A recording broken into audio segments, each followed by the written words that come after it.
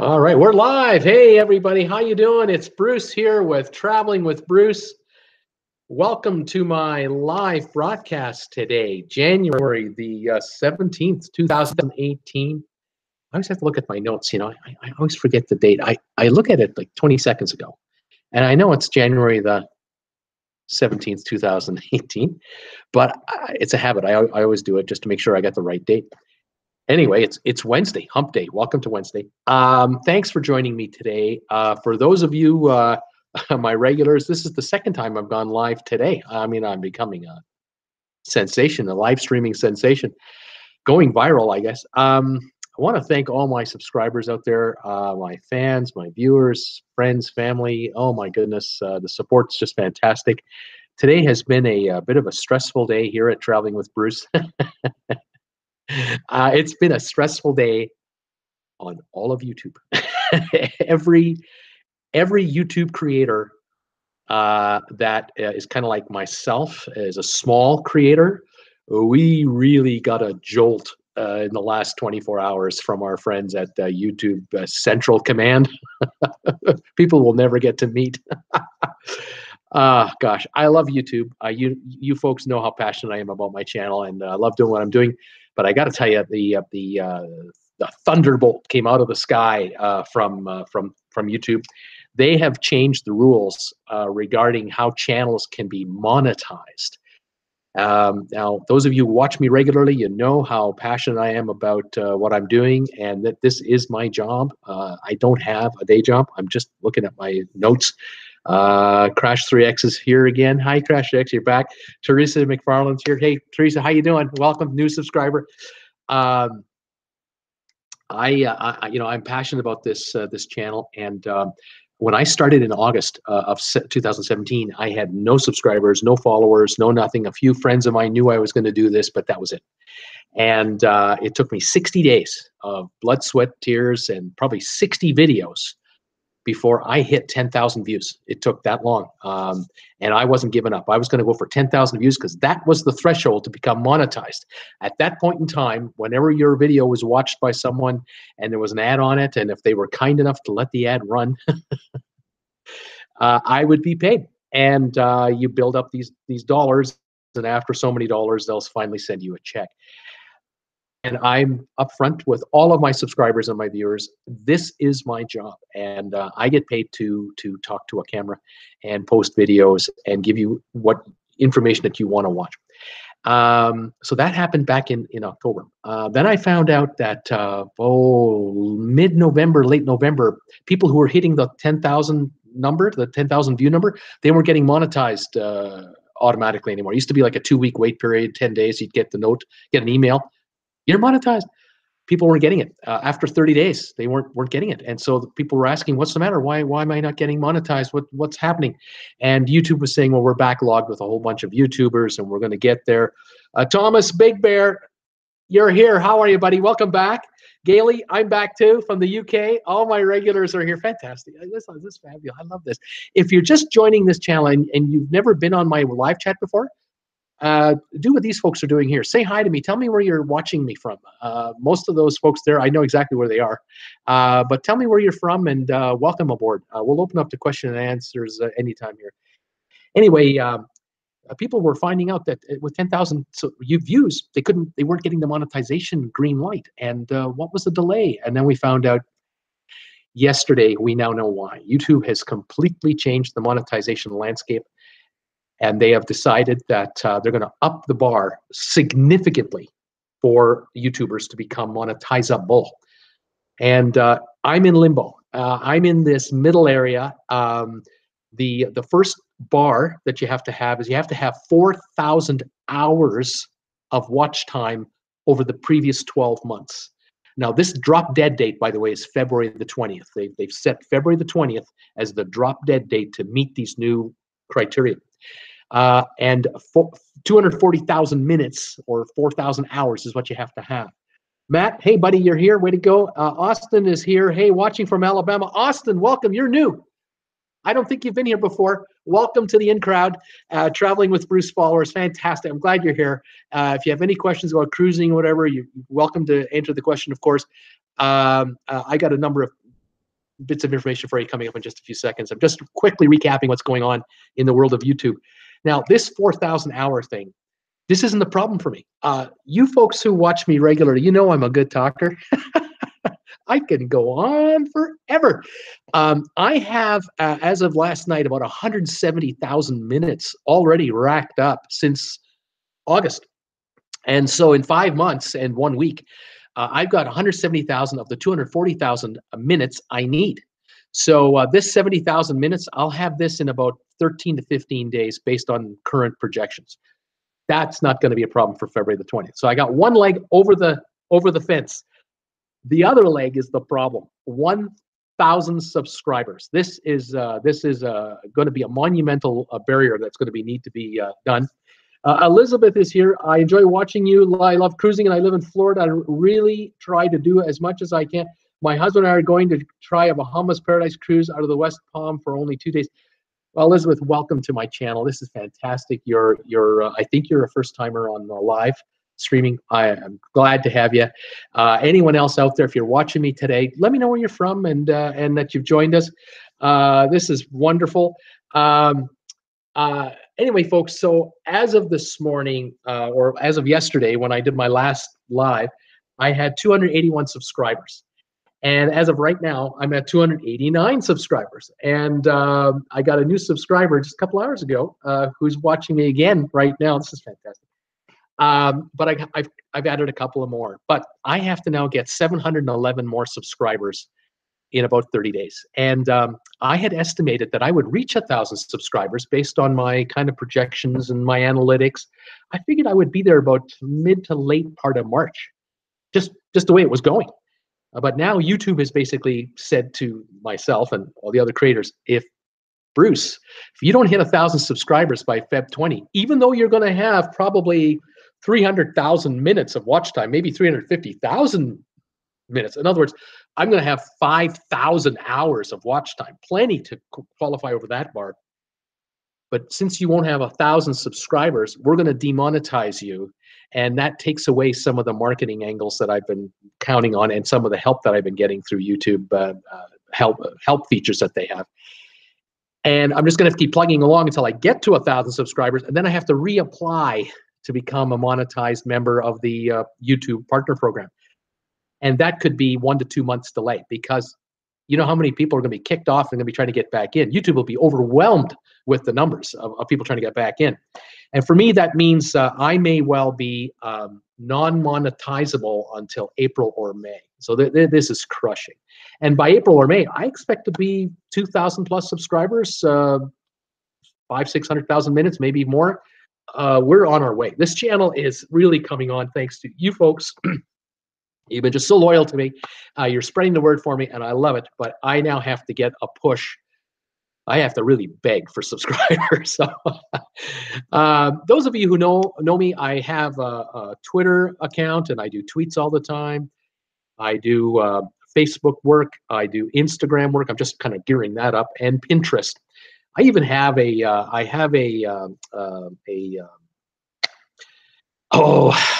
think I can remember what it is when you're live, you're under pressure and you forget. Patreon. I have a Patreon account where I ask for a donation of $3 a month from people. I haven't mentioned it in months because it is so much work for me to keep that thing up that I just don't have the time. And I'm really not interested in doing that so much, because with Patreon, you have to offer rewards to people and all kinds of other things. I'm happy to mention my viewers' names just on right here on the chat. I mean, you don't have to give me money for me to mention your name, and other YouTubers try and do that, or they'll offer you a coaster or something. I just don't have time for that. I'm too busy doing this, making videos. So the Patreon thing I've just kind of left to the side. Any of you want to go to my Patreon account, by all means, but I'm not asking. Number one priority for me, got to get 1,000 subscribers. So the heat and the run is on. The countdown is on.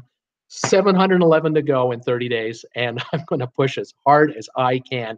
And I'll believe me, folks, if I hit 850 with like 4 or 5 days to go, oh, the panic will be in.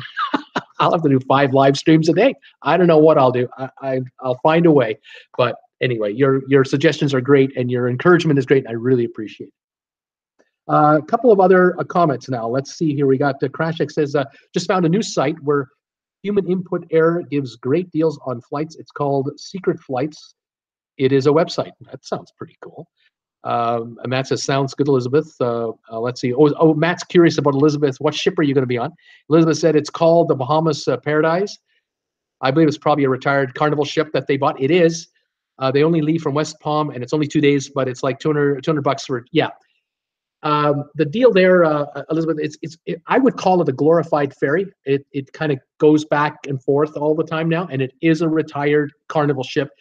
As a matter of fact, I believe this ship was, or one like it, was used by the folks at during the hurricane to house people in St. Thomas. Emergency workers were held up, put up in the ship for 30 days or so, 60 days or 90 days, maybe 3 months. And when they were rebuilding the island and the entire disaster from the Hurricane Irma, Hurricane Maria, they used the ship for that. And now they brought the ship back into service, and they're putting it back on this run, which is proving quite popular. It's a real nice deal, quickie deal. So I hope you have a good cruise on that. I know it's got a casino on there, and it's got the pool, and it'll have all the features of a cruise ship, of course, because it is a cruise ship. So a great way to start off. I would also suggest you take a look at cruises like Carnival and Royal Caribbean. They're offering something like 4 and 5 day cruises out of Florida as well to the Caribbean, and those are a good idea as well. And then, of course, for any other newbie cruisers, any 1 week cruise down the Mexican coast from Los Angeles, San Diego, or a 1 week cruise through the Caribbean in the wintertime, great idea, because the major storms just are not brewing in the Caribbean at this time of the year. Hurricane season is sort of September, October, or maybe August, September, October, and that's where you have to kind of watch the systems coming across the Atlantic. But not to worry, if you're on a cruise, excuse me, if you're on a cruise and it's doing a 7-day Caribbean cruise, like they were when Hurricane Irma and Maria came through, these ships avoided the hurricanes completely, and they would just change their itinerary overnight. And the captains can just steer the ship in another direction, and they'll give you a 7-day cruise, and you'll avoid the worst of it. Now, some passengers on some of the cruise ships were supposed to have a 1 week cruise when the hurricanes hit, and they couldn't get back to Florida because the hurricanes were headed to Florida. So they ended up with an 8, 9, 10, 11-day cruise for free. They got the extra days, no extra charge. Of course, if they wanted to buy a beer, they had to pay extra for that because they were still on the ship and so on. And if some of those folks had to get back to work, catch a plane out of Florida back home to New York or Chicago, they were out of luck. But I'm certain that, I can't imagine an employer would be mad at an employee for being on a cruise ship that is late returning because of a hurricane. I mean, you're going to fault an employee for that? I don't think so. So I hope people weren't too inconvenienced by it. I doubt they would have been. Anyway, so that's that. Let's see if we have any comments here. Hurricane season is June through November. We usually try to cruise during that time because prices are amazing. Elizabeth, you're right. That's the other thing about hurricane season. You can you can look at it 2 ways. You can say, I'm avoiding the Caribbean because of the hurricane system, or no, I'm going on a cruise because of its hurricane season. This is the time to go because the deals are there. You're absolutely right. It's all a matter of perspective. And if you're like me, if I'm on a cruise and it's day 5 and the captain comes on and says, sorry folks, we can't get back to the home port for another 7 days or 6 days. Oh gee, what a hardship for me. I'm a happy clam. More spot time for this guy. I'll take that deal. But yes, the deals in the Caribbean are very good at that time of year because it isn't winter yet also. It's still warm in most of North America, obviously. And that's why also another thing to watch is January cruises. Well, of course, we're just coming out of January now, but cruises in January for the Caribbean are cheap. Very cheap. They're really good deals. By the way, I wanted to tell you guys something today on cruising. There's another little thing I picked up last night. I was telling you yesterday, and I also mentioned this last week, about MSC Cruise Lines offering a real killer deal on the MSC Seaside, that brand new cruise ship that they launched out of Florida about 2 weeks ago now, 2.5 weeks ago. I heard some interesting information yesterday. Gailey says, I'm going to try that, Elizabeth. Yeah, that's a good tip. Look for cruises in the fall. I caught actually a YouTube video, a Canadian family who were on the MSC Seaside, but they were on I think the inaugural cruise out of Europe, because the ship was built in Europe and then sailed around part of the Mediterranean, and I think then eventually it came across the sea over to Miami. And I'm trying to remember if it went to New York first and then Miami. It doesn't really matter. But anyway, in this case, the video I watched, the folks were in Spain. They were just in the area of Spain at the time this video was put together. And boy, did they have problems. Oh my goodness, did they ever have problems? And they were not happy campers. And I mentioned this feature about a brand new cruise ship, this little thing you got to understand about a brand new cruise ship. Back about 2 or 3 weeks ago, I did a video about cruise awards that were honored. Cruisecritic.com was mentioning the best cruise ships, best value for your money, all kinds of categories, for ocean liners. And they named the MSC Seaside best new ship of the year.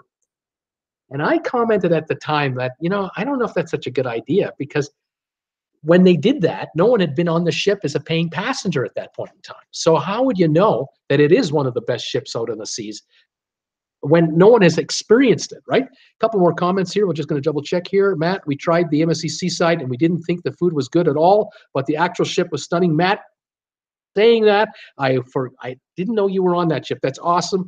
And if you said it before and I forgot it, I apologize.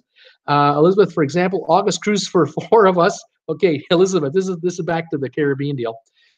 For example, August cruise for 4 of us, 2 adults, 2 kids, a balcony, Carnival Liberty 5-day cruise, $1,200. In June, we're talking about the same cruise, same ship, inside cabin, $2,100. There you go.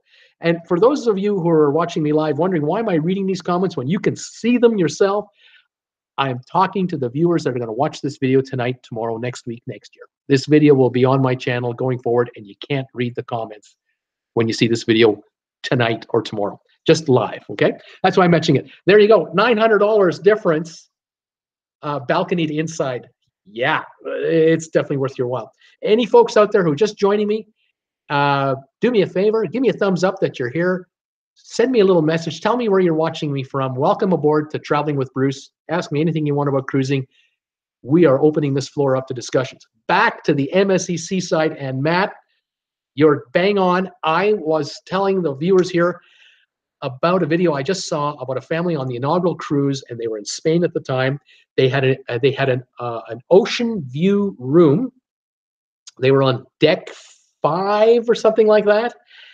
And they made a comment that shocked the heck out of me. They were saying that at 5 to 7 in the morning for 2 solid hours, they would hear these banging sounds, these ungodly banging sounds. And they knew where they were coming from down below. They were coming from the 4th level, and that is the crew level where all the storage is at, the refrigerators are at, where you keep the food, or you have areas for the waste. You have machinery, laundry facilities where the laundry is kept at.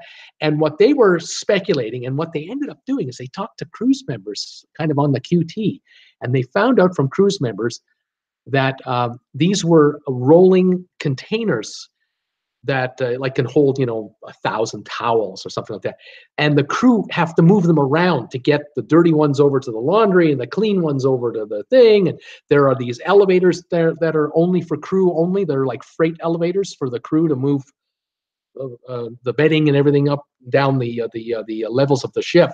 The elevators we would never get to use, wouldn't want to anyway. And I guess the banging sound was coming from there, and it woke them up. They were wondering what the heck was going on. They thought something was wrong with the ship. And then they realized every day was the same thing. They went to the front desk to complain about it. And don't know if this management is new, but maybe they are too. And they mentioned it to the management, and the management said, yeah, we think that's your electronic equipment. Like, it's my stereo. That's what it is. At 4 in the morning, it's my stereo. Every morning, like, they were not getting a straight answer as to what actually was going on. It was not pretty. What was I going to say? Paula, hi Paula, you're here. Way to go. Nice to have you.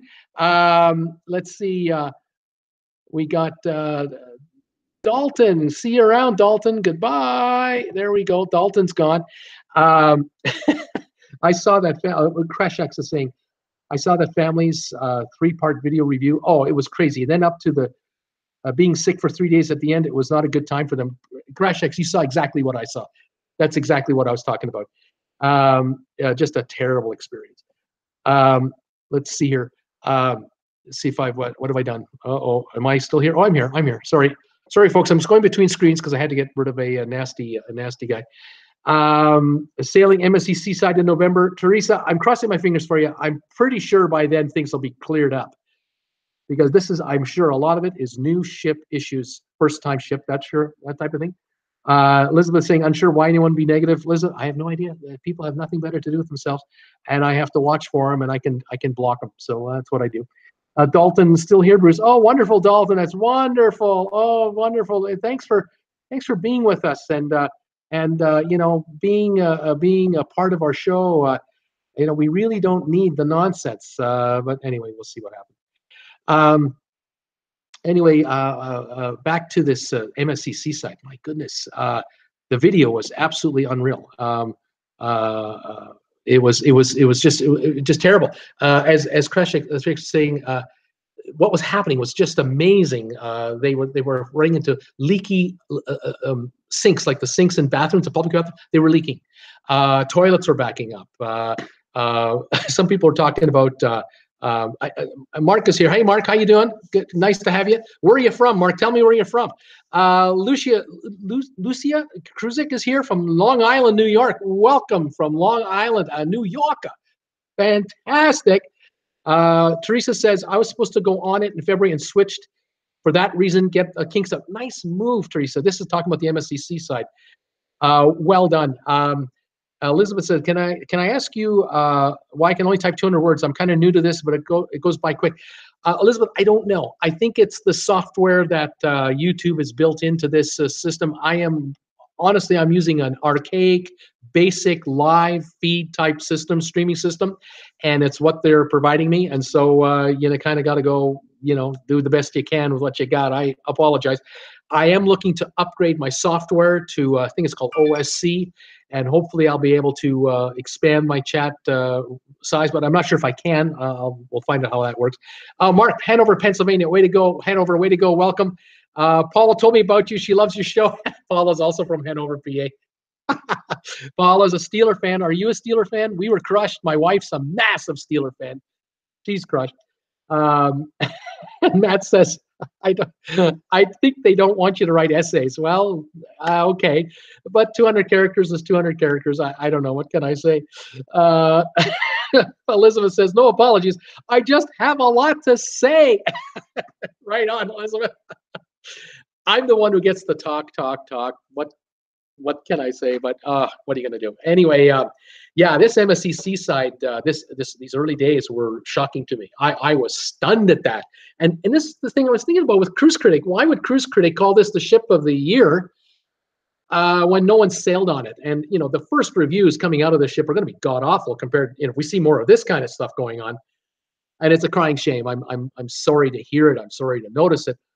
I'd still take a chance if MSC offered me a cruise, for my wife and I, because I'd love to do live YouTube reports from the deck of the MSC Seaside. No problem at all. But, just don't put me in a ocean view room where I can hear the banging from downstairs. I'd like to go upstairs if I could. What else we got here? Matt says, I think they don't want you to write essays. Elizabeth says, no apologies, Mark. Mark says, no one else but the Steelers. All right on, Mark. Sorry about this whole thing. Austin tried to get a message in, but he's been redacted. Elizabeth, we're looking at the Carnival Horizon in December of 2019. Thoughts or stay with the breeze? Interesting. Thoughts or stay with the breeze? I got some news for you about the breeze. This was my next little article I'm going to talk about, a little news report I heard today. And I was shocked when I saw this one. The Carnival Cruise Line failed 2 more inspections with the CDC. And the 2 cruise ships that failed the inspections, Carnival Vista and Carnival Breeze. Holy cow. And you'd think that they'd figured it out because a month ago, they failed the inspection with the Carnival Triumph back over in New Orleans. The Carnival Triumph, for those of you who remember, was known as the Poop Cruise when they had a fire in the engine room back in 2013, and they were without power and dead in the water for 5 or 6 days at sea. And the toilets didn't work, and air conditioning didn't work, no power, no nothing. And the food all went bad, of course. And the aircraft carrier in the area, the U.S. Navy sent over, they helicoptered supplies onto the deck of the Triumph for sandwiches and bottles of water for the passengers. And then eventually they got a mega tow tug came to bring it back into port. And those passengers were just so happy to see the USA again. It was unbelievable. Matt, the Horizon looks like a must, especially if you have kids. And Teresa says not a Carnival cruise fan. Anyway, here's the shocking part about this story that I found out today about the failing of these 2 cruise ships for the CDC inspection. It was reported that there were dozens of violations on both ships, not just a couple of problems, and that the inspectors had uncovered the crew had tried to hide problems from them, going so far as to take a number of trolleys of food, spoiled food, broken dishes, all kinds of violations, things that would be violations. They tried to hide these items in the crew quarters, and they got caught. They got found out. And this is a disaster. This is going to be a disaster. Mark, the Lost Traveler, is here. I've been on 20 cruises and I've never been on a Carnival ship. Mark, welcome to the channel. It's I think it's got to be your first time. Welcome here. Tell us where you're from. Welcome to the crowd.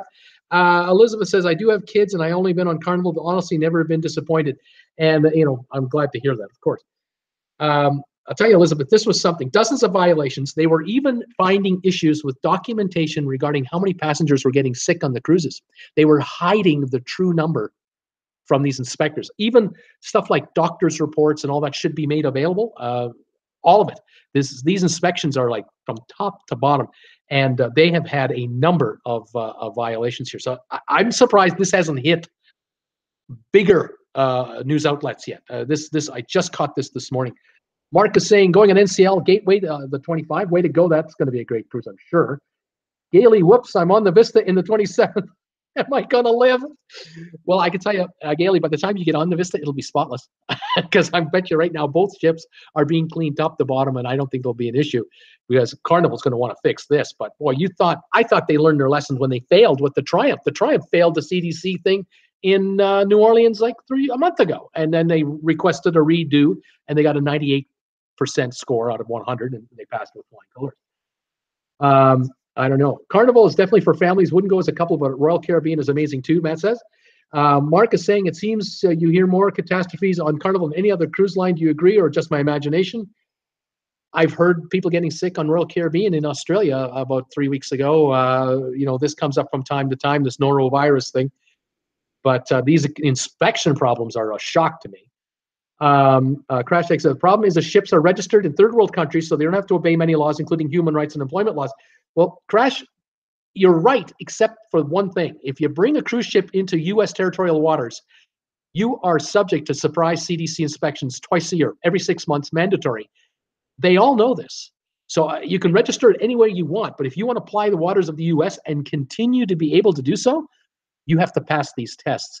And so Carnival cannot afford to have any more of these debacles, because they'll eventually get banned. I mean, they'll just won't allow certain ships in U.S. waters, and it could go, cruise line wide. Like, it could be a problem. So this is, we kind of chuckle about it, but it's serious stuff. I don't know. Elizabeth said, it's certainly good info. Have you ever thought of being a travel agent? I am my own travel agent. Thank you for asking. I kind of do my own thing. Matt saying, believe it or not, we found the best kids program is on Celebrity. Very neat.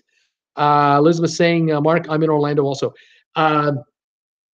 Yeah, this inspection thing is a big potential problem that Carnival's going to have to deal with. The PR fallout. The PR fallout alone is going to cost them millions. I mean, if they lose 2,000 or 3,000 bookings over the next 6 months, where people decide, I'm going to go somewhere else, you add up the numbers, that is serious bucks. Let's see here. Crash says, but they're usually aware of these when the size inspections take place. They're aware that they could have an inspection, but they don't know one's coming. They usually do not know. And obviously, Carnival, they couldn't have known. I mean, if they knew that there were inspectors going to be waiting at the pier when they returned to, whatever port they were coming to, you can imagine that for 24 hours before the ship got into port, the crew and the supervisors for all the members of the crew would have been all over that ship to make sure they had no issues. This is serious, a serious miscalculation. It's not good. Teresa says sailing in February on Royal Caribbean and NCL. Too.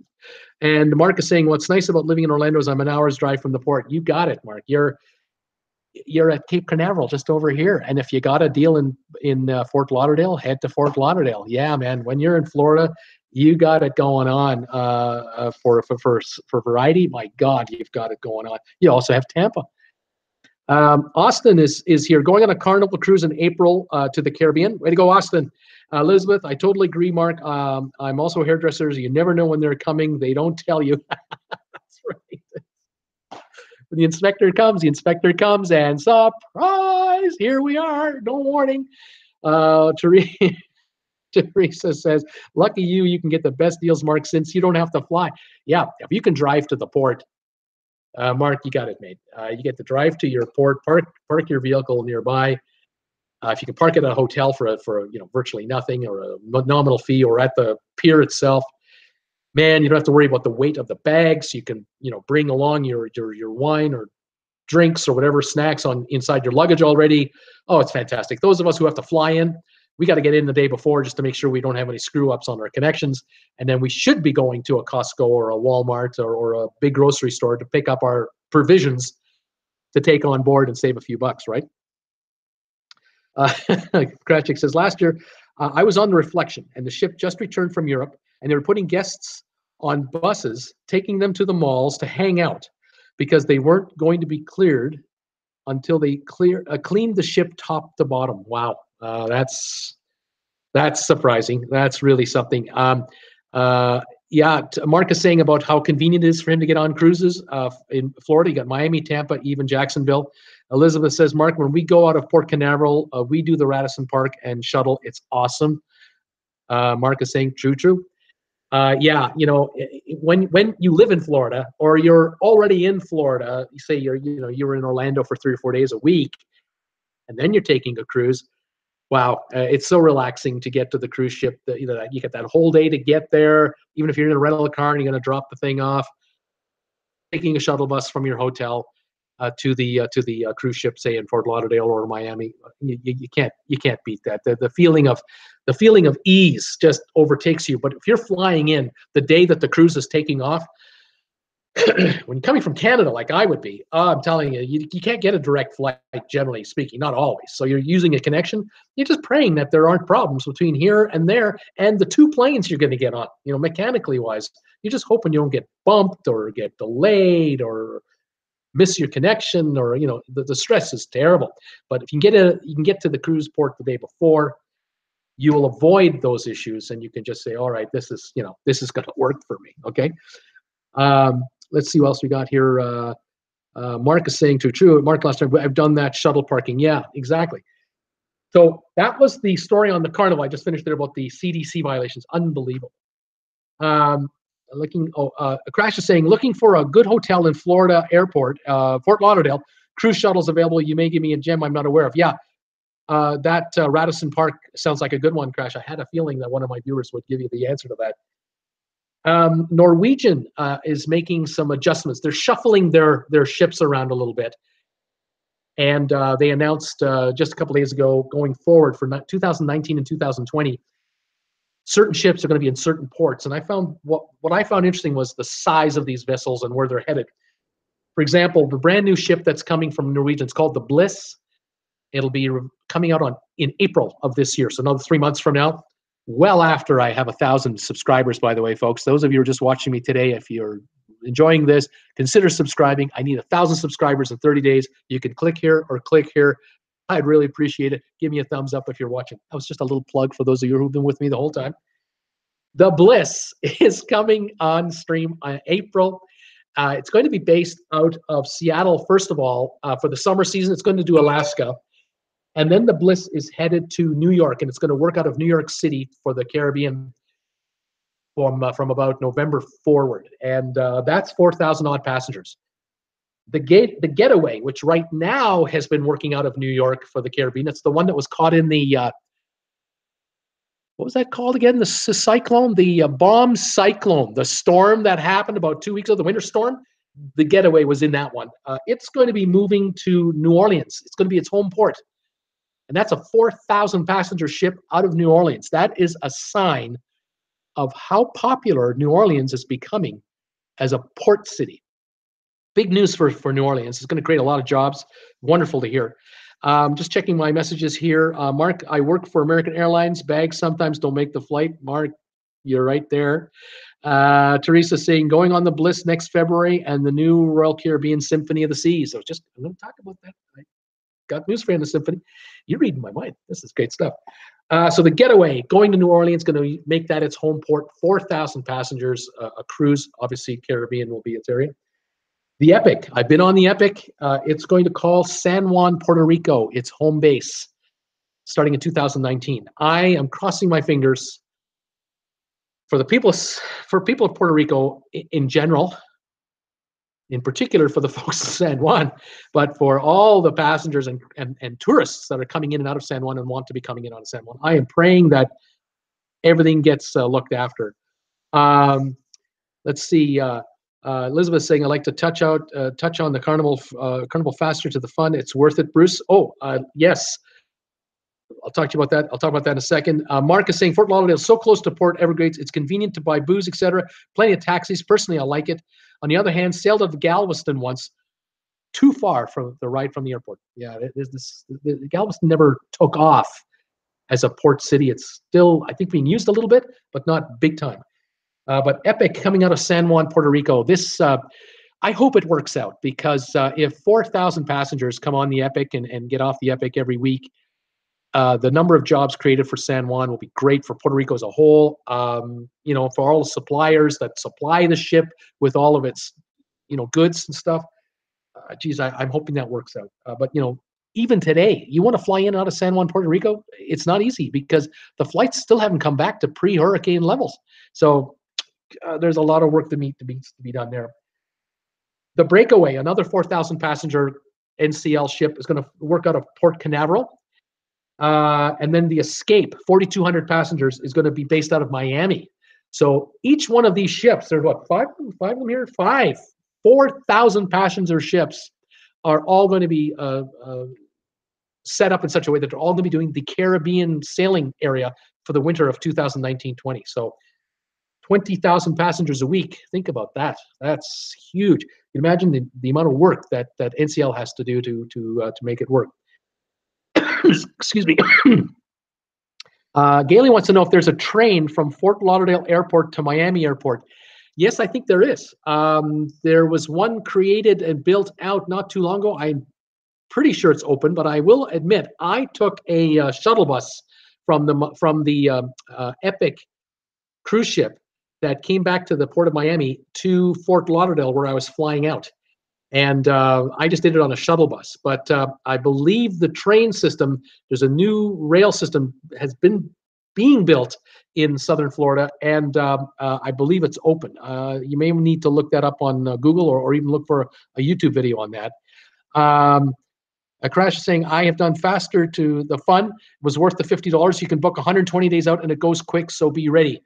Yeah, faster the fun is sort of a guest pass. It might be a band that you get on your wrist. I'm not sure how they offer it to you. And it gives you a priority check-in on embarkation day and on debarkation day. It gives you faster access, earlier access to tenders, and to a number of other events. You get an exclusive line to guest services, kind of like a first class passenger in an airport. You have that first class line that nobody uses, and then everyone else is over here. So that kind of thing. It seems to be popular, and people have been picking it up. I don't know how to comment on that. I know Carnival is known for value when it comes to cruising. We all know that they're not an expensive cruise line. And so they're adding these little add-ons to kind of those who want to pay more get a little more. This is one of those features, I think. Matt is saying that there isn't a train, but check cruise transfers. I would definitely do that. There are a number of cruise transfers available. The cruise lines themselves will offer transfers from airport to ship, between Fort Lauderdale's airport and the ship as well. Good news is that the airport isn't very far away from the terminal buildings. It's very close by. So even a cab ride wouldn't cost you too much. Marcus is confirming no train. Teresa, it's $831 a person with onboard credit of $125 for the Symphony. I got some news on the Symphony in just a second, Teresa. Matt says that's a great deal. We looked at it was going at about $2,500 a person per balcony, so definitely we're going. Elizabeth is now saying it is under excursions and it sells out quickly, but I believe it's worth it. We always do it. This is that fast pass with Carnival. Angela is saying, will you be taking any cruises soon that you'll be doing a video? I'll get back to you on that. Teresa, I booked it just when it came out to book for the Symphony of the Seas. Get that early. Gailey, thanks, Matt and Bruce. Thanks, Gailey, if you're heading out. Thank you so much. Lori, hey, Bruce, from Moncton, New Brunswick. Snowstorm here again. Lori, no! Here in Creston, it's 0 Celsius. It's cloudy. We had a little dusting of snow, but it stopped. Gray looking. That's why I got these lights on, and I'm shiny here and not here. It's awful. Welcome to the channel. Welcome to the discussion. Mark, you should book a cruise for late this year, and we'll all have a chance to go cruising with Bruce to the Caribbean one. I'll get back to you on that. I got to get 1,000 subscribers first, okay? If folks haven't heard, YouTube has changed the rules. I have to have a total of 1,000 subscribers in 30 days from now, or I'm a dead man on monetization, and I don't want to have that happen. And so I'm scrambling like crazy to get my subscriber count up. That would be a great idea to have a cruise. I'll let you know. When we do a meetup, when I plan a meetup, I'll give you guys plenty of notice, months and months and months of it, and we'll figure something out. But let me get to that. First of all, I have some news on Royal Caribbean Symphony of the Seas. Starting today, tomorrow, sea trials. They're putting her out for sea trials. So she's getting close. She's the hull is obviously all built out. The engines are all in. Everything is done there mechanically. They're obviously working on the last of it, and the cosmetics, of course, on the inside. But she's going out for sea trials now. So things are happening with the Symphony of the Seas. Exciting times for those of you who are booked on the Symphony of the Seas. Way to go! I expect a full report. Let's see what else we got. Mark saying you should book a cruise. Yeah, would be great. Okay, great. I'm just double checking my messages in case I haven't missed anybody. Yeah, so there's the sea trials coming for the Symphony of the Seas. Now, what's going to happen in the first 2 months on the Symphony of the Seas? Are we going to have issues like we were having on the MSC Seaside? Laura, you've just joined us. We were talking about the MSC Seaside. The first cruise or two, all kinds of mechanical issues, leakage of water, sewage backups, noises. Upset people, not good times. So I'm not sure what's going on. If you show travel, then you will get more subscribers. Yes, if I take you with me, on a ship, and you follow me like a vlog, then I'll have that kind of a show. Yes, I do admit that. I follow a number of RVers on YouTube. I have a couple that I like very much, and I find it interesting. But I also find it after a while. Kind of repetitive. Driving to a new location, got a new campground, putting on a fire. Here we go. Where here I'm able to interact with my viewers, and I'm trying to become more of a discussion place for cruising. And if I can make it daily and make it work, I think this is a winning formula.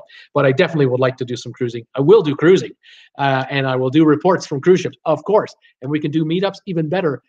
But if I can find a way then to do discussions on the ship during the cruise, that will be the home run ball. And I'm really working on all of this in my master plan. Bobby Koss, 24, you're new. I don't know if I've ever seen you here before. Welcome to the channel. Tell us where you're from. Bobby's saying, so I'm booked on the MSC Seaside in August. Very nervous at this point. All I read is bad reviews. Any insight? Bobby, I'm certain by August it won't be as bad as what you've heard. Do not panic. But generally speaking, the first month or two for a new cruise can be rough with issues and mechanical issues, and MSC has had its issues. It's a new design, though, for the ship, so a lot of things are new and never been done before. I'm sure they're working the kinks. They can't afford to have this continue much longer. Trust me, they will resolve it. Chevy in first is here. Welcome back. Hi, Bruce. I have a question.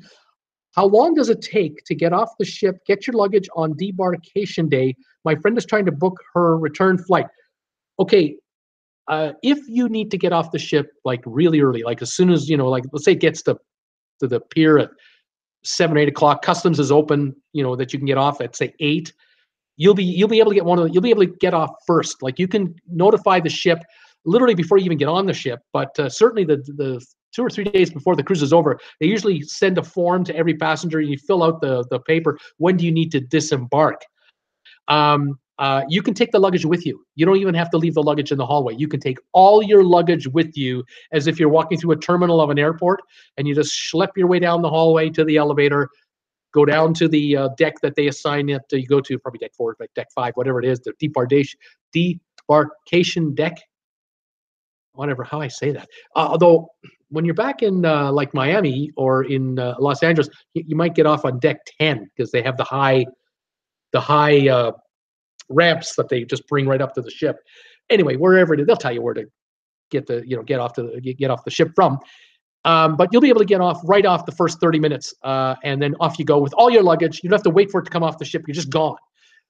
The thing about packing up your luggage and leaving it in the hallway the night before is if you're, say you're staying a whole day at the port city that you've landed at, or your flight isn't until 4 in the afternoon, then you'll leave your baggage out in the hall. You'll get off the ship at 10, 11. They'll tell you what time that you should be at a certain dining room to gather up and then be escorted off.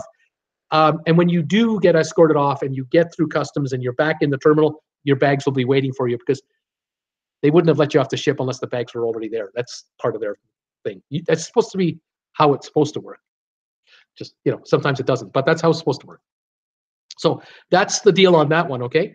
Teresa says, sailed on Harmony and loved the changes they did on that ship. Love the new wristband instead of sign and sail card. This is a new thing, and I think it's a good idea. You just put it up to a monitor, boom, lets you through. You're on your way. Matt saying, Royal Caribbean have it down. They usually put the ship through rigorous testing and take the best staff from all their ships for the new ship. And can you imagine? Yeah, if you're a veteran of Royal Caribbean, there are people probably fighting to get on that new ship. Exciting times, all new features, change of itinerary. Yeah, I can imagine that the Royal Caribbean will take their best staff and they'll really go after it.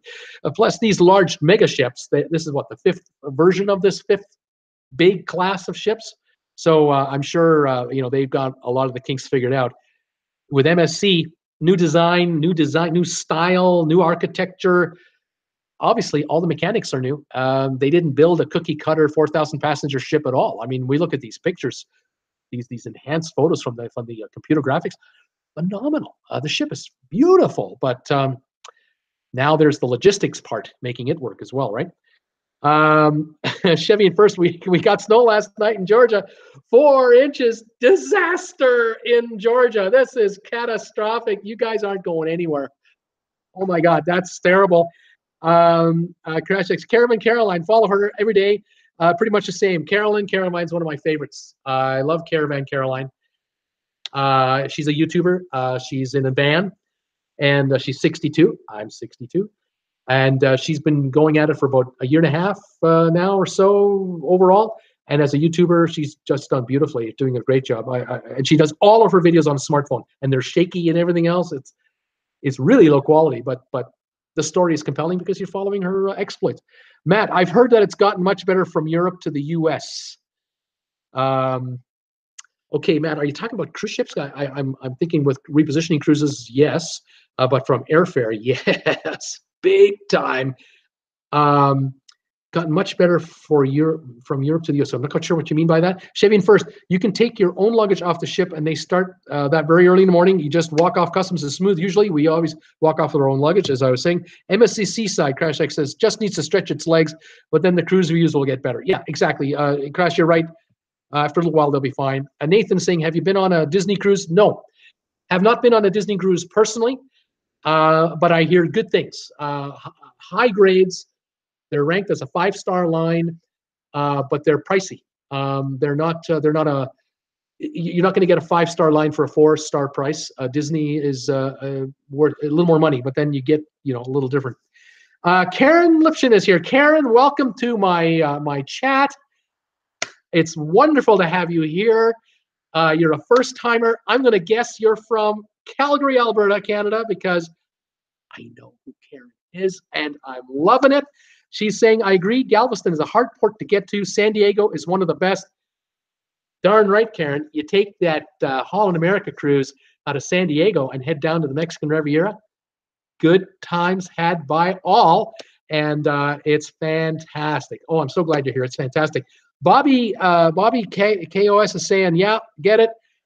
I'm with the Yacht Club, so that is certainly promising. The design of the ship is what sold me. The open deck space and the Yacht Club seem amazing. What Bobby's talking about with the Yacht Club is the MSC Seaside has its own higher classification of rooms, just like Norwegian has the Haven with their spa suites. The MSC Seaside has its Yacht Club, and all MSC ships have the Yacht Club.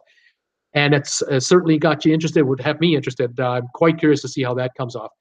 That should be nice. Teresa's saying, we always do walk off as well. It's so much easier with all of our luggage. Angela, be careful. I would not book my flight before noon. Angela, too many things can happen. Exactly. If you're leaving Fort Lauderdale and you got to go to New York, or you got to go to Seattle, or you got to go to London, England, you don't want to leave the same day. You stay one night in a hotel in Fort Lauderdale or Miami, or just go to Miami, spend the night there. Or better yet, head to Orlando and spend 2 or 3 nights in Disney World and then go home. But the same day before noon on a flight, with the 2-hour mandatory pre-check-in now, sometimes 3 hours, you got issues there. You may have too much too much going on. Wouldn't want to miss your flight trying to get home. Lori's saying you could get delayed getting to the port and you're screwed. Mark is saying, I can attest to the crew being better on the new ship. I sailed on Regal Princess when the ship was a couple of months old versus 2 years later. Big difference. Very interesting. Matt, I was taking MSC Seaside. Taking MSC Seaside Europe to the US. Oh, man. I'm assuming you took that cruise. Yeah, how was that? I hope that was okay. Mark the Lost Traveler, correction, looks like the rail goes Miami, Fort Lauderdale. Look at the website Tri-Rail, TRI-Rail. Yeah, I heard about this rail line being built, and I thought by now it would be up and running, and the whole thing was, Miami to Fort Lauderdale and back, making it a lot easier. You don't have to worry about getting on a bus or getting in a car, the backups on the highways, the toll roads, all this sort of stuff. If that's up and running and it's running the way it's supposed to be, it's sort of connected to sort of bus to the train to a bus to get to your final destination. So look into that. That's a big move for Florida. Let's see here. Bobby is saying, how is the food on MSC supposed to be compared to Royal, Celebrity, Norwegian, etc.? I don't know. This is something I haven't got the word on yet. I'm dying to find out. The video I saw for those Canadians who were on that sort of inaugural cruise, they weren't happy. They were not happy campers with a number of issues, including the fact that the buffet, only half of it was running. The other half was shut down. The claim was, the story was not enough staff. And yet the ship was supposed to be sold out on this cruise, and these folks didn't think it was sold out, and there were anomalies there that I'm confused about. So I'm not sure quite what the deal is with that. Mark is saying, Mark the Lost Traveler, I've done Disney, big bucks, but everything first class. One thing they take lots of pictures that will break the bank. Yes. And with all those Disney characters, man, how can you not have these photos taken? The kids, think of the kids, the children, think of the children. Yeah, but think of your bank account too. But it is well run. And so if you're going, I don't think you're going to be disappointed with the service on Disney at all.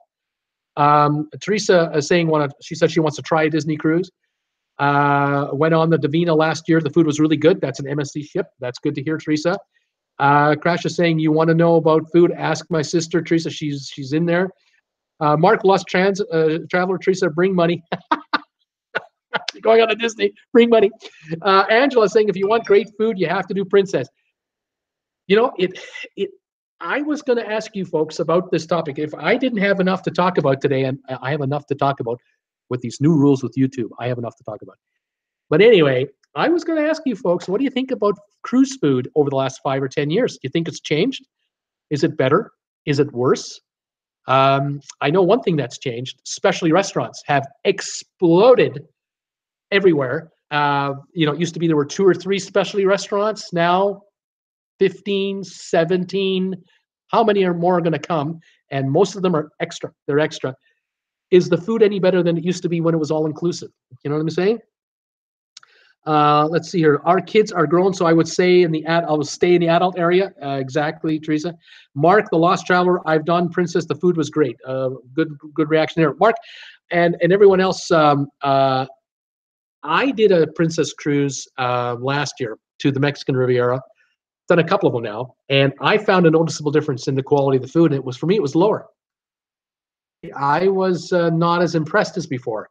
But I think the other thing that kind of got to me was I went to the steakhouse on both cruises, and the second time, which was this last year, I think it ran my wife and I, and it was either $40 each additional, and I found the portions to be lacking. And like an example would be prawns. I ordered a prawn appetizer, and I got 3, just 3 prawns on this big dish that used to hold 6. They put 3. I was disappointed. I didn't bother saying, can I have another one? Because I didn't know if I could or not, but I was disappointed by that. And then came the meal, and the steak looked kind of small. And I looked at my wife. My wife looked at me, and we went, well, the quality was okay. Steak, baked potato, broccoli, but I kind of thought to myself, back home where I come from, I can go to Nick's Steakhouse in Calgary when I'm in town, and it's about as much money and it's better. I just get more, and I leave that restaurant stuffed. So I was disappointed by that. But anyway, the Princess cruises, and I'm wondering about other cruise lines. Are they cutting back on the quality of food? Are they making the buffet more like a home food inn kind of thing? And the main dining room now, is that becoming more of a what kind of level of food would I call that? It would be certainly higher than Denny's, obviously, but it used to be the main dining room in a cruise ship used to be where you got the best stuff, and you could ask for an extra portion, no problem at all. There'll be no charge to you. But now with all these specialty restaurants, the cruise ships, they don't really want you buying the food that costs you nothing or getting the food that costs you nothing. They want you in the specialty restaurants paying extra. But what I'm thinking is, if you go to the Italian restaurant, spend 15, 20 bucks a head more. You go to the Japanese version and spend 10, 20, 30 bucks more. Noticing too that the prices for these specialty restaurants is rising. I'm kind of asking, no, didn't the food used to be this good all the time anyway? I'm wondering about that. Now, did they have sushi 15 years ago? No. Did they have fresh baked pizza on demand 15, 20 years ago? Not necessarily. Yes, they had lobster tail night, and they had surf and turf night, and they had the prime rib available, and they had the good stuff, but not anymore. In the main dining room now, you don't get prime rib every night. You don't get surf and turf every night. You'll be lucky to get a lobster tail one day out of a 7-day cruise, and maybe not even that anymore. I'm wondering if the standards are being dropped on these restaurants where you don't have to pay extra in order for you to go to the specialty restaurants and pay extra, and yet you're not getting anything better than you used to get when it used to be the norm. I'm wondering about that. Love to get your thoughts on that. Let's see. Disney with Regal Princess food. Okay, Paula says Regal Princess food was good. The desserts are always delish. Teresa is saying, I've done Princess 7 years ago, didn't like the food, so never did another cruise with them again. Keep in mind, Princess is owned by Carnival, same mother corporation, so maybe there's things infiltrating. I don't know. In other words, I'm thinking about Princess is offering, a really competitive price for a cruise, but it's coming from somewhere else. Is that coming from the food area, or are certain ships just still better than others? I don't know what to make of that. Teresa's saying maybe it's changed. Mark says the smaller ships have better food than the large ones. I think you're right. I think you got a point there. Let's see here. Angela says you have the Regal and the Royal. Have the Regal and the Royal Princess. Crash is saying best steakhouse on Carnival, 6-inch high cheesecake. Had my hubby on cloud 9. I love the food, but not a fan of Carnival otherwise. Right on. Teresa's saying NCL, the bigger ships, I think, have the best food. Now that's an opposite thought there versus a bigger ship, smaller ship. Angela, Royal Caribbean had terrible food on Brilliance. Okay. Angela, except for the steakhouse, she says. Except for the steak. Yeah. You see, you pay the extra money and you get the kind of food they used to give you in the dining room when you didn't have specialty restaurants. Is that what's going on? Is the question. I'm wondering. Bobby is saying, I'm certainly doing a few nights of specialty dining and more than likely the Yacht Club restaurant on the other nights. So the main dining is more breakfast and lunch for me. Yeah, you betcha. Bobby, you've paid the price to get into that upper level. Eat there. Eat there. And then specialty, absolutely. Mark, to me, the foods are uncomparable. Some dishes and desserts better on each. Comparing Carnival to Princess, I'm sure what that means. By my best overall was first cruise on Regal Princess when new ship. Yeah. And Mark, the Lost Traveler, says, I've been to Nick's Steakhouse. I have a friend that went to university there. Great restaurant. I once said to the Crash is saying, I once said to a waiter on Carnival, bread pudding was so good, I could eat this every day. I was on a B2B on the Glory. He brought it every day to the point I had to just walk. You're absolutely right. My first ever cruise was a Mexican cruise, Mexican Riviera cruise on Holland America. The Oosterdam, 5 stars. And my friends and I went on this cruise, went into the dining room, had the same table every night, didn't do specialty dining. We had the same waiters every night. And my buddy and I, the 2 husbands, we wanted prawns as an appetizer on that first night. And I said to my buddy, he said, how are they? I said, they're delicious. They're fantastic. He says, would you like this every night? I said, oh, this would be great. The next time the waiter comes by, he says to the waiter, is it possible that we could have this appetizer every night of the cruise between now and the last day of the cruise? And the waiter said, yeah, no problem.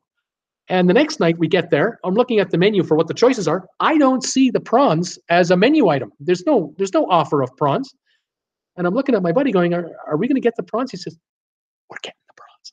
And sure enough, the waiter comes to take our order, and the wives are making their appetizer order. And the waiter looks at my buddy and I says, you ready for your prawns? Yes, we are, we said. Every night we had our prawns. I think we got 5 or 6 big prawns every night on the cruise, whether it was on the menu or not. The good old days. I don't know if they'll still do that. That's kind of what I'm wondering about. Trying to catch up, keep up on my notes here. Bread pudding is a good comment. Teresa says, I'm a big foodie, so I rate my ships on food and entertainment. You darn right. We all do, Teresa, absolutely. Karen is saying, did NCL Jade last May to England? Love the ship and entertainment, but the ship and entertainment was fantastic. The food was of a lower quality. Yeah, this is what I wonder. And on a repositioning cruise, are they cutting back too? Is that kind of what's going on? I'm not sure. Matt, Norwegian have bad food in normal restaurants, but their specialty is better than anything else. Usually, Norwegian offers an offer on the cabin, and I would have always chose the specialty dining deal. Yeah, there you go. I think that's what's going on. Teresa's saying the smaller NCL ships food aren't as good, so I stick with the bigger ships, more choices. Mark is saying, in my opinion, thanks, Mark. Thanks for helping me out. I'm old. I'm not a kid. These terms, like, what is it? Fantastic. Thanks, Mark. In my opinion. Karen says, Jade, a steakhouse was a la carte and a meal would be in excess of $50 each. I don't think it's worth it. I don't think 50. I think 50 is too much. They have paid for the cruise. I paid for the port charges. I'm paying for the tips. $50, $60, $70 for some of these specialty restaurants. I think we're starting to push the envelope on that one. That's just IMO. That's just in my opinion. Mark is saying the great app I use it is called Shipmate. Gives you a ton of info, just as good as the ship you're going on app. I've heard about this app, Shipmate. I'm going to be checking into that a little bit more. Crash Egg says bread pudding for 2 weeks is a bit crazy. Even after we have said no more, it is no longer on my it's no longer on my fave list. They killed you. Oh, Crash X, they killed you on the bread pudding. I'm sorry to hear that. Teresa's saying Celebrity has done that for us in regards to food. If you like something, you can get it again. That's good to know. And Crash 3X says I use Shipmate. Yeah, some of these are really great. Yeah, on the food thing, I was on the Royal Caribbean Explorer of the Seas, and they had on board the Johnny Rockets burger joint, where you can get a burger, fries, milkshake or Coke, onion rings and stuff. And I think the charge was $10 each. And I'm kind of going, well, if I go to a Johnny Rockets, isn't it like $10 each on a Johnny Rockets anyway? I don't know why am I getting on a cruise, which is a once in a while thing. Maybe one cruise every 2 years, 5 years. For some people, once in a lifetime thing. Once every 10-year thing. Why would you get on a cruise ship and be surrounded by all these specialty restaurants and the regular restaurants where you can eat for free, and eat a burger and fries at Johnny Rockets and pay for it? I don't get it. I don't think the burgers are prime rib burgers. But it's a gimmick and it's a shtick, and they have the singing and the dancing, and so it's a bit of a show. But the night my wife and I went on the cruise, we were the only people in the restaurant. They could hold probably 150. There were 2 of us there, so I don't know. It's just me. What can I say? Angela, I also use Shipmate. Teresa, Crash is saying, Teresa and I love the butter selection on Equinox. I'm curious about that, the butter selection. Gailey says, my first and only cruise was on the Norwegian Cruise Line Jade 2016. I found the food not to be so good, but I agree the Jade was great. I've been on the Jade myself. I took a cruise from Southampton to the Mediterranean, ended in Barcelona. It was an 11-day cruise, I believe. Loved the cruise, loved the ship, loved the spa area on the Jade, really loved it. I found the food to be okay. I found the Italian restaurant to be just great. Went there a couple of times. Did the steakhouse once, great. But it was shifting then. I could already tell the shift is on towards specialty restaurants. This was 2008. This is now what, 10 years ago? Let's see here. Teresa's saying, oh yeah, so good. Something about the butter. Matt, I think Princess is the most accommodating in terms of main dining. Interesting. I can't put my finger on the last Princess cruise I did, but the main dining room just jumped out at me. There was nothing there that went, oh, this is awesome. I think I did buffet more than the main dining room on that cruise. Maybe it's just me. Maybe it was the mood I was in. I don't know. Mark wants to know, what kind of cabin do you guys get? I get an inside because I'm never in there, and I use my money for scuba diving. It's a personal choice kind of thing. I've had inside rooms. I've had balcony rooms. Inside rooms are okay, but I love balcony rooms. I'm the kind of guy that loves watching the waves. Like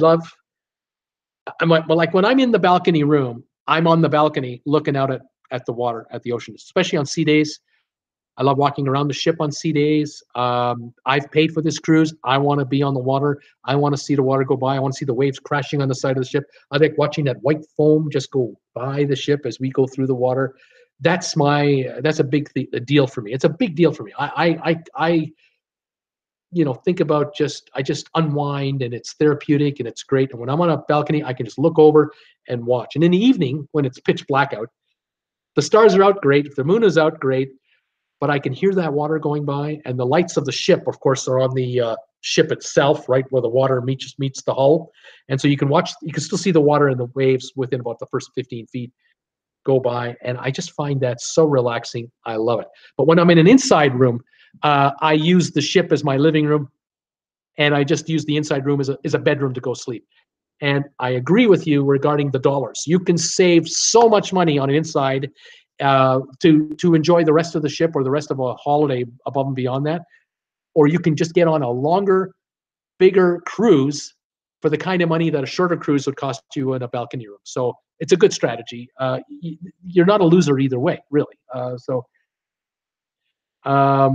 just going to catch up here with comments. Teresa is saying, every night on the Equinox, you get 3 different butter or spreads for your bread. Oh, that's got to be delicious.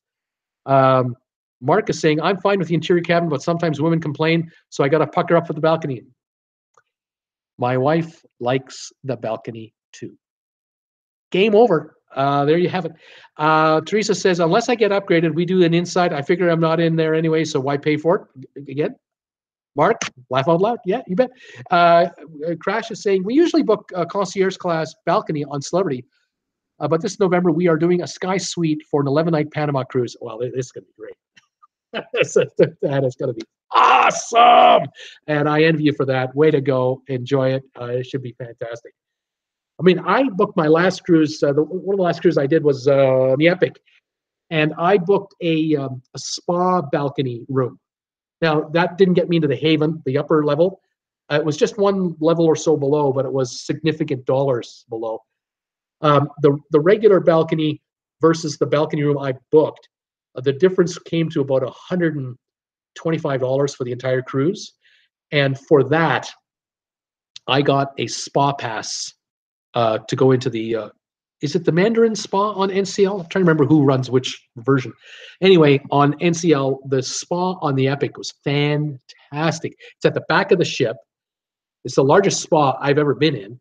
It had a big whirlpool that probably could hold 20 people, 25 people, with a number of secluded areas, enclaves, and these big waterfalls, these water jets coming down from about 6 feet up. You can get underneath and let it hit the top of your shoulder blades. Oh, that was so good. That's warm, hot water just hitting the top of your shoulders, and then you let it hit the back and the small of your back, and then your hip. When you kids get to be my age, you'll know what I'm talking about, how great this is. Anyway, the rest of the spa was fantastic because they have, of course, the men's area and the women's area. But then out in the common area, the spa went right out to the back of the ship, and there was a balcony back there that you could go out where they had loungers on the very back of the ship, got to be 15 stories up, and you can watch the water pass. Go back, watch the propeller. Leave all of its bubbles behind. I loved it. That spa was great. And for that $125 extra, that was a great deal. I really, really enjoyed that one. Gailey is saying, I managed to get an upgrade from inside to mini suite on the Jade for £80 nearer on the sale date. Got the same last week for the Vista. Nice going. This is great. Gailey, did you do it through a travel agent? Or were you doing it through the cruise line directly? I'd be curious to know that. Mark Lost Travel, a very nice perk working for the airline is I can pay $500 less or more than regular passenger. Very lucky, nice perk. Absolutely. You take advantage of those. I know people in Calgary that worked for WestJet, the airline up there, and they were getting great perks for airfare and all-inclusive resort deals and this kind of thing. Fantastic. Crash is saying Parisian Gardens on NCL. Oh, that's the name of the spa. Gotcha. Thanks, Crash. Teresa is saying, lucky you, Mark. Yeah, way to go, Mark. Mark's saying 7-day on NCL getaway, $399 for an inside. That's a getaway, baby. $399. Absolutely. Stay on the inside and enjoy. And yeah, if you don't need the balcony, perfect. Go for it. Teresa saying, wow, great deal. Gailey, Royal Caribbean. So Gailey is saying that she was able to get the upgrade right through Royal Caribbean, RCI. Very interesting. That's pretty good to know. When these days, the days leading up to the sale date is coming and coming and coming, the cruise ship staff is there. They can't keep 25 cruise members back at the port because we don't need you for this week. They're going with the ship no matter what. Now they're going to have to be reassigned for work if they don't have work in their area. And in the upper, mini suite area, you need more staff to handle the tending of the rooms. You might as well have those rooms being used.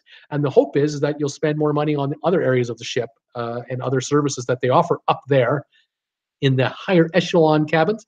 So they want those booked out. And if they can get you graduated up, they'll do it. And if they can get some money or more money, they'll find a way, and rather than give it away for free. More power to them and to you. Well done. Nice, Mark. Gailey's saying, nice, Mark. Are you single? Yes, he says. I'm 56. Might be old for you, though. Crash is saying, I pay more, but I get all the perks, premium drink, package free, gratuities, tons of onboard credits, and Wi-Fi for 2, which keeps my happy. Yes, the higher you book, the more they're going to give you. Darn right. And if you can get that, higher grade room at a killer deal, yeah, now you got a win on top of a win. And there are deals out there to be had, even in suites. You can always go for the bottom dollar deal. Look for that inside room, maybe an ocean view room, and get a killer price. I love, of course, to grab a balcony suite. If I can get a balcony room in the, for the Caribbean for under $100 a night base fare, I'm already smiling. I mean, and now it's in the $70, $75 range. I'm really smiling. I mean, this is such a value compared to, onshore, because I know I can eat that much food a day, let alone the fare for the cruise, right? Gailey says, I'm 63, but willing to have a boy toy. That's it. Traveling with Bruce has become a dating site. Here we go. Meet your match here. Traveling with Bruce. Tell your friends. By the way, I need 1,000 subscribers by February the 20th, in case you haven't heard, because YouTube has changed the rules.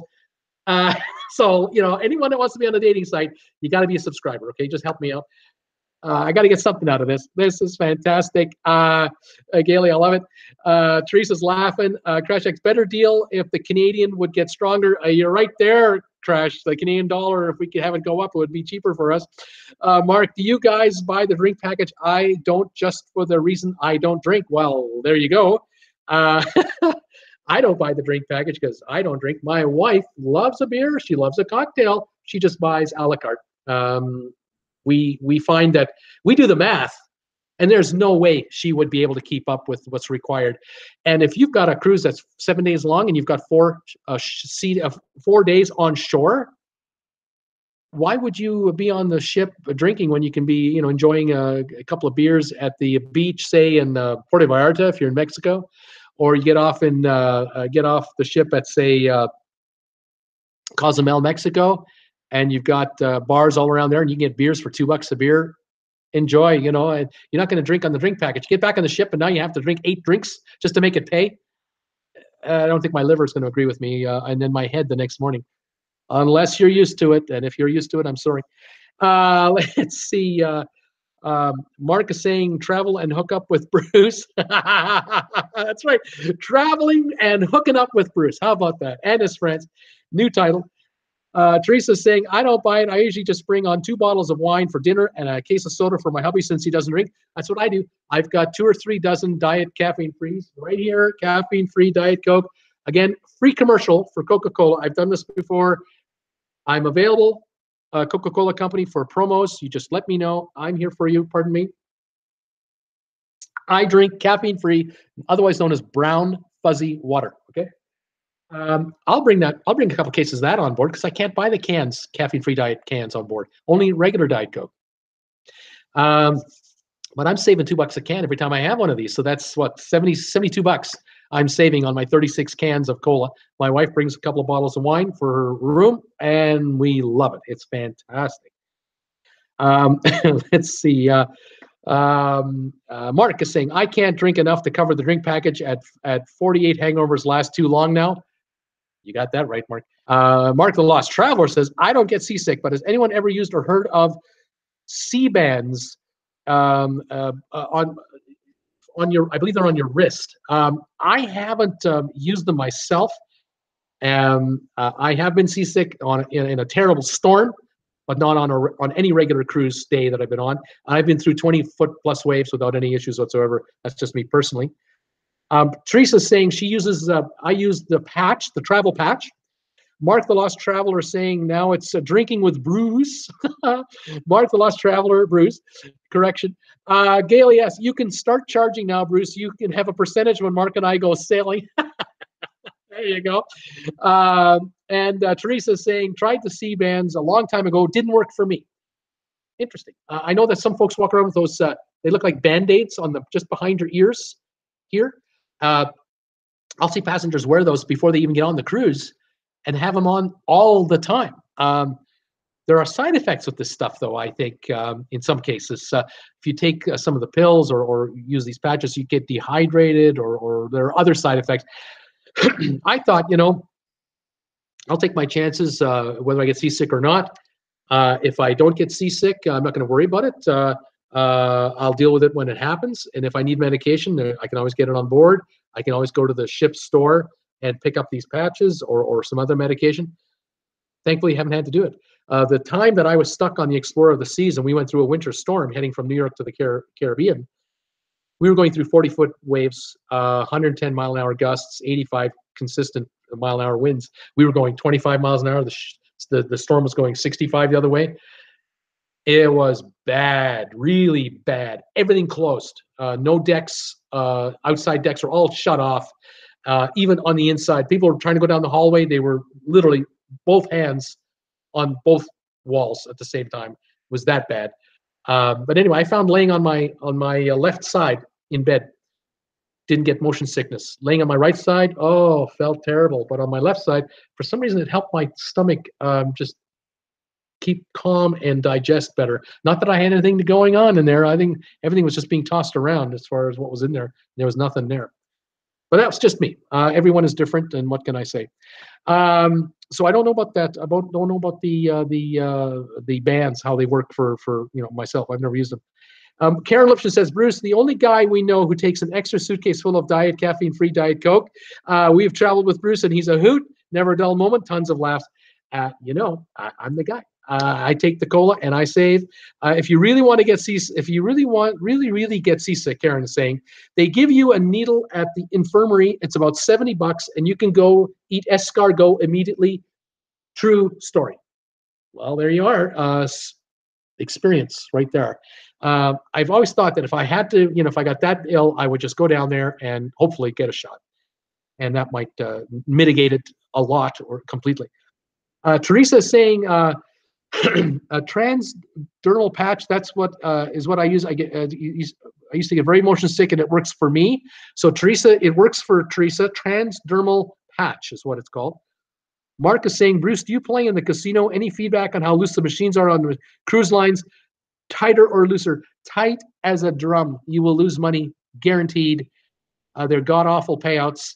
You will not win money playing on the slot machines, guaranteed. I would recommend, if you want to kill some time in a casino, go on a sea day during the day. Enter a slot tournament. It might be 10 or 20 bucks. There might be 30, 40, 50 people in the tournament, and they have prizes for the top 5 finishers, and you get several rounds of qualifying. Great way to kill a couple hours in the casino, and you maybe come out of there not losing too much dough. But the casinos, the slot machines, the payouts on board, they're not regulated by any entity. The ship line can make it pay or not pay anything it wants. In Vegas, the competition is to get people to come into the casino, and they brag about their payouts. 98.4% payout, 98.8% payout. Cruise ships, I don't even know if they have a 70% payout. They're really, really bad. I've been in casinos on cruise ships where it's packed. You got 125 slot machines, 200 slot machines. They're all going. I've never heard anyone scream loud going, I want $1,000. Never heard it. Never seen it. They win $20, $10, they give it all back. So not so good there. Might be better off playing blackjack if you're any good at that. Karen, you the man. Mark, the Lost Traveler, does anyone gamble on your ship? The odds are worse, plus there's no gaming commission. Yeah, just no hope for you on a cruise ship for gambling. There are other games you can play. They may, in some cases, they have poker rooms, but not often, even for that. The house wants a cut of the action, and that means blackjack or slot machines. Those are the two, I think, main games of choice. I think you can play roulette as well, but with the ship tipping, I don't know if I trust it. Mark says, a friend I have in Las Vegas said slot machine maybe after 100 pulls, on a ship 500 pulls. I'm not like I say, I'm not a fan of I wouldn't recommend casino play on a cruise ship as your pastime, because it is a guaranteed loser long term. You might get lucky with the 10th pull got you $150, but there's no big payouts on cruise ships. I'll tell you what I find fun and interesting. I love watching people in the casino that play those games where you have to put the quarter in the little flipper machine, and it flips the quarter inside the glass dome there, and you're trying to get the quarter to flip higher up and then push the other quarters forward, and then the quarters come out down here. I always get a kick out of watching people play those. And sometimes the cruise lines will put like a $20 bill. They'll fold a $20 bill and have it on top of the quarters. And then if you play hours and hours, you can get the money to finally allow the $20 bill to fall over. And you see a guy get a $20 bill, but you know he spent $100 to get it. Anyway, it's just something to watch if it's, you're walking around the ship with nothing to do. Let's see. Gamble on the ship, you're going to lose. You're going to lose the ship. Yeah, you're going to lose the fort and everything else. Not very good. Yeah, that's something to kind of watch out for. Folks, I got to tell you, today has been a record day. This has been the most views I've ever had on my channel on one of my live chats. I'm doing it again tomorrow at 5 p.m. New York time. Gonna make this a daily occurrence until you stop watching. But more people are watching every day. It's fantastic. I would love it if you could spread the word to anyone you know about what I'm doing with my channel, Traveling with Bruce. If you can help me get more subscribers, I really appreciate it. I have to get up to 1,000 subscribers by February the 20th to remain a monetized member on YouTube. And I don't want to go out and try to get back in. And so the push is on for our new subscribers. I thank all of you that are subscribing to me now. I can't tell you how much I appreciate your watching me, following me. Love your comments. It's just fantastic. I get people who comment to me telling me that a friend of theirs told me about your channel, and I just subscribed. I love it. It's fantastic. It's just fantastic. So I wish all of you a great evening tonight. Tomorrow, if you can, join me again. Find others to come and join me as well. Have a great night tonight. Stay warm out there. Thanks, Gailey. Karen, you take it easy. Karen, can I like you on Facebook? Yes, you can like me on Facebook. You can like me on Twitter. You can like me on Instagram. Like me everywhere. Please like me. Please spread the word, folks. If you can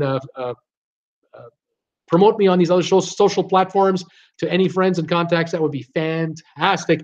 The growth rate will just keep on coming.